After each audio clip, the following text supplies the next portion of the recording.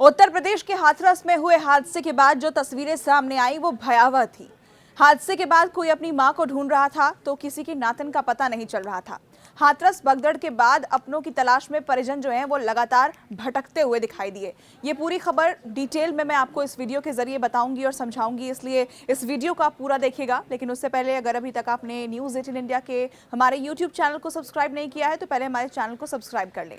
उत्तर प्रदेश के हाथरस में भोले बाबा के सत्संग के बाद हुए हादसे में 121 लोगों की मौत अब तक हो चुकी है, जिसके बाद अपनों की तलाश में लगातार लोग हॉस्पिटल और पोस्टमार्टम हाउस के चक्कर लगा रहे हैं।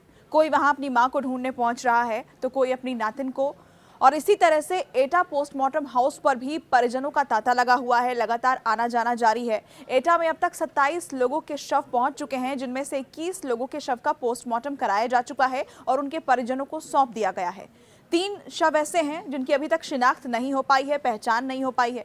आपको ये बता दें कि मंगलवार के दिन हाथरस के सिकंदराबाद क्षेत्र में भोले बाबा के सत्संग में भगदड़ मचने की वजह से 121 लोगों की जान चली गई और कई ऐसे लोग हैं जो अब भी जिंदगी की जंग लड़ रहे हैं, अस्पतालों में भर्ती हैं। इनमें से कई लोग गंभीर रूप से घायल हैं। हादसे के बाद से लगातार लापता और मृतक के परिजन जो हैं वो अपनों को ढूंढने के लिए दर दर भटक रहे हैं। कोई अपनी मां को ढूंढता हुआ दिखाई दिया तो कोई अपने बच्चों को, कोई अपनी पत्नी को भी ढूंढ रहा है।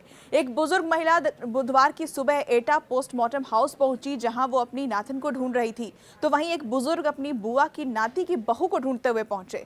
बुजुर्ग महिला ने बताया कि वो अपनी नातिन के साथ भोले बाबा के सत्संग में गई थी और वहां भगदड़ मच गई, जिसके बाद से उसकी नातिन गायब हो गई है। वहीं उस बुजुर्ग व्यक्ति ने यह बताया कि उसकी पत्नी और उसकी बुआ की नाती की बहू सहित कई लोग इस सत्संग में गए हुए थे, जिसमें उसकी बुआ की नाती की पत्नी और उसके बेटे की हादसे में मौत हो गई है। अपनों की तलाश में लोग दर दर भटक रहे हैं। कई लोगों को वीडियोस के जरिए पता चला कि इस तरीके से भोले बाबा के सत्संग में हादसा हुआ है और उसके बाद लोग वहां पहुंचते हैं अपनों की तलाश में। आपको बता दें कि हाथरस के जिला अस्पताल में एक मृत मिला और उसकी पत्नी एटा के पोस्टमार्टम हाउस में मिली है। यानी कौन सा शव कहां मिलेगा इसके बारे में भी जानकारी नहीं है और यही वजह है कि जो लोग हैं, जो परिजन हैं, वो दर दर भटक रहे हैं।